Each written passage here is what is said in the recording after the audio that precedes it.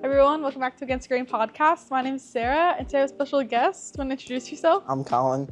This is kind of new for me. This is cool. Yeah, this is the first time on the podcast. So we wanted to do a little recap trip. Our student leaders went to North Carolina about 3 weeks ago. We had a group of 10 kids. We had 2 leaders, so there's 12 of us that went down, and it was a really great trip. So we don't have everyone here today, obviously. We only have the 2 of us, but we wanted to share some of the really cool ways that God moved. So, Colin, do you have a favorite memory that you want to share from the trip?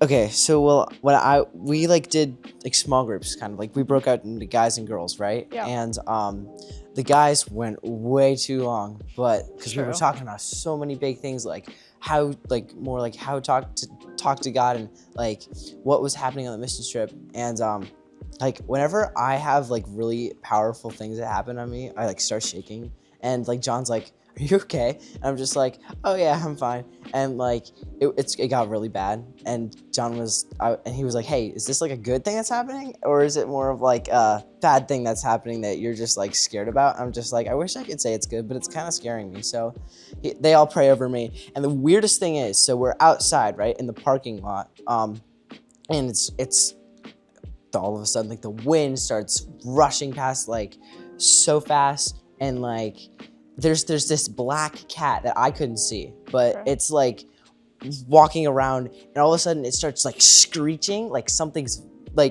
vehemently attacking it, and it kind of was just this really spiritual way that I perceived it. It was I was in a washing machine, just being twisted around, and it was everything that was bad in my life. It was the cat.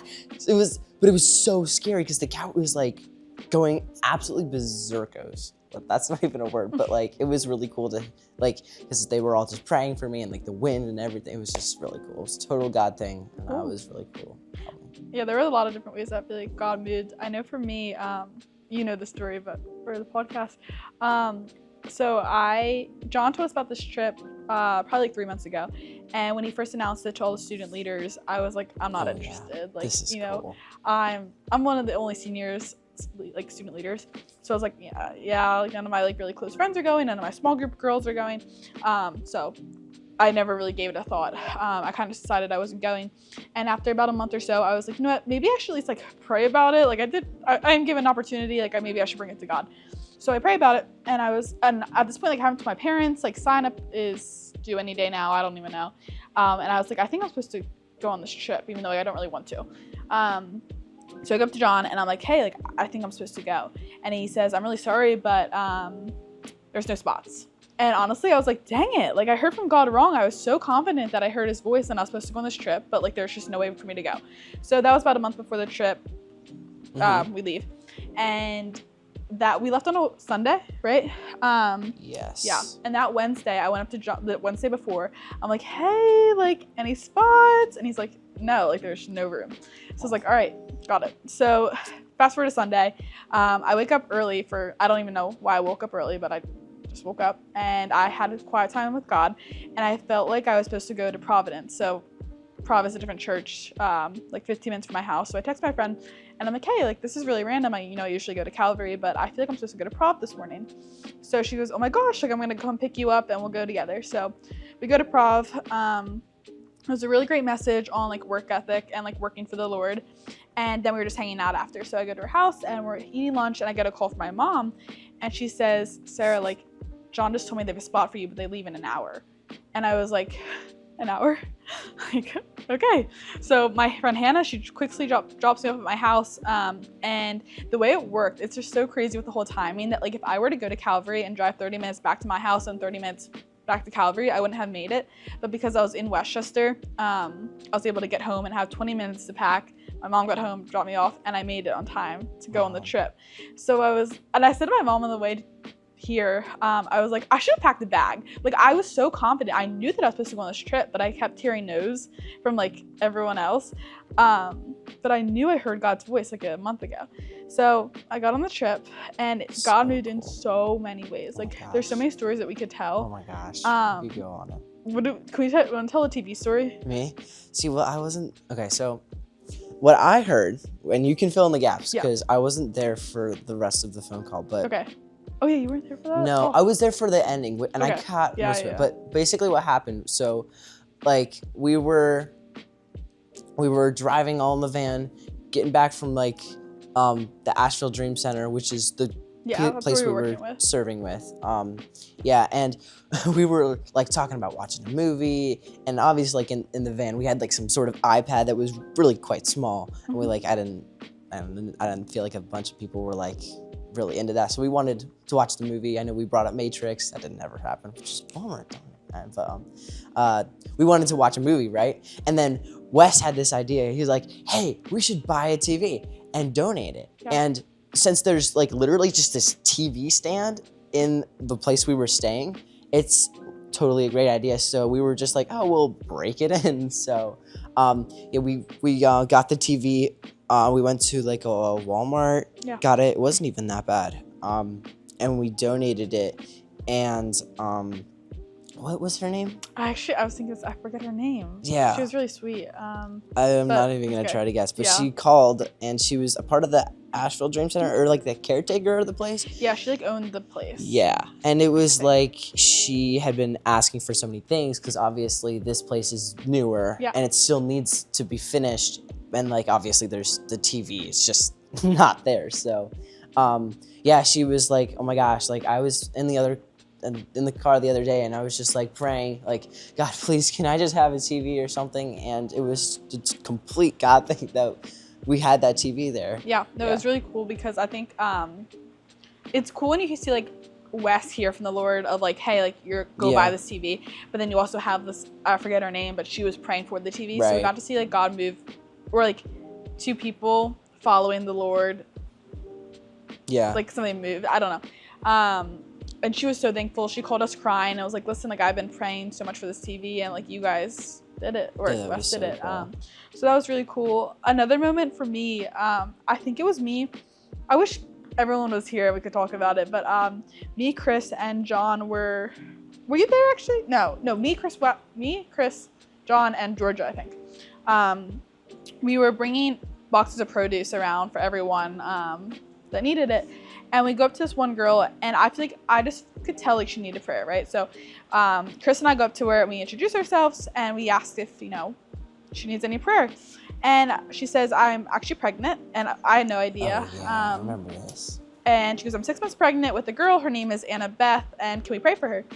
And the way that she kind of said it, it was very much like she didn't believe in God, but like I could tell she was like so desperate for something that like she was willing to try prayer, right? So we pray for her. And then after she says, I really appreciate that. This is my 5th miscarriage in the past 3 years. And that 2 of those miscarriages have been natural. And the other 3 were because her ex found out the baby was a girl instead of a boy and beat her. And I think about her like every day. Like I constantly am praying for that baby. And that was just a really like hard moment. Like I don't know. That definitely was one of the moments where I'm like, is this like why I'm on this trip? Like for that like single reason. And it's kind of sad because we're only there for 2 days. So it's like, we don't get to see the outcome of any of these stories, but we're kind of just going to trust that like we planted the seed and that God's going to water it. And that's kind of out of our control now. But that was really hard to see. No, I remember lots of stories. It was just so cool to see. Like I don't know.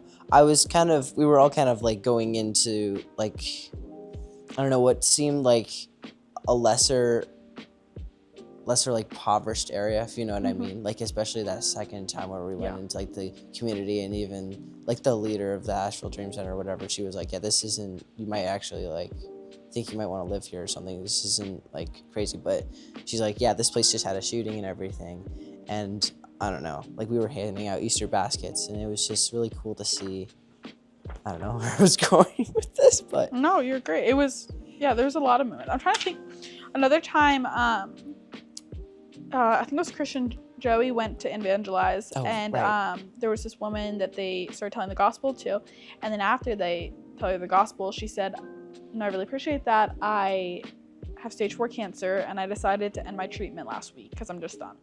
And it was like, she I did heard the gospel. So we're just gonna trust that that touches her heart. I'm trying to think what else. I mean, there's so many stories we could tell even with the first house we went to hand out the Easter basket, there was this girl, she was 11 years old. Right. And it was her birthday. Yeah. And so we give her Easter basket, kind of do that for the rest of the morning. And then after lunch, we brought her a cake and balloons and a gift. And she was so thankful. And we got to pray over her. Yeah. It was so cool. The house number was actually 11, which was cool. That was another thing. The house number was 11, so that was kind of cool. Golden birthday for your house, if you. Yeah. Is there any other moment you want to share? Not off the top of my head. I don't just remember like a lot of, like, I don't know. The mission trip kind of seemed like it was definitely like so powerful. Like even not for them, for us, because I just totally gave me a heart for evangelism. Yeah. And I was just like just evangelism, but like seeing and talking to people, like knocking on those doors, like asking, hey, do you need anything? We can give you like maybe even furniture, food, or like anything, and just being like, yo, we're here. We're like, can we pray for you? And I watched some people like going through all the things, and like there was this guy who had his shirt off and like completely covered in tattoos, like, and he had his daughter, and I mean, it was just so cool to see like some sort of light breaking through, some sort of like I don't know. It was cool to see those things. Even though you're right, we didn't see the aftermath, which was a little bit of a bummer, but you gotta trust God still, right? Yeah. So, a little context, like we were there for the hurricane. So obviously North Carolina had a hurricane like 6 months ago. So that's kind of like we were there to clean up from that. And there's a lot of like things I didn't even think about with the hurricane, with like these people, you know, it rained and then they realized it's a hurricane, and like you would think, oh, just evacuate your house, like just leave. But they didn't have service before. Like it was originally just a rainstorm. They lost power. No one has service. And then here it is, a huge hurricane, and no one knows that like they should have evacuated 2 days ago, you know? And then even like people didn't buy food because like they weren't prepared for this, and no one carries cash. But now they can't go to the grocery store and tap their card because there's no power, there's no nothing. Like there was just so many things I would never think about. So our eyes were definitely open to that too. Yeah, I'll never forget walking into that one house that we were working on. We were just like working on pieces of wood and pulling out nails. I walked, like the house, the outer shell is fine. Well, yeah, the outer shell. But you walk in, the whole thing's gutted. Oh like my gosh. Open plumbing. I'll never forget that. Like walking around with just wooden planks as your floor. Like what? Yeah, it was really sad. Yeah. So that's a little bit of a recap. Thanks, Colin, for coming on. Yeah, anytime. We have Wednesday night youth group at 6:30, and we'll see you there. Bye.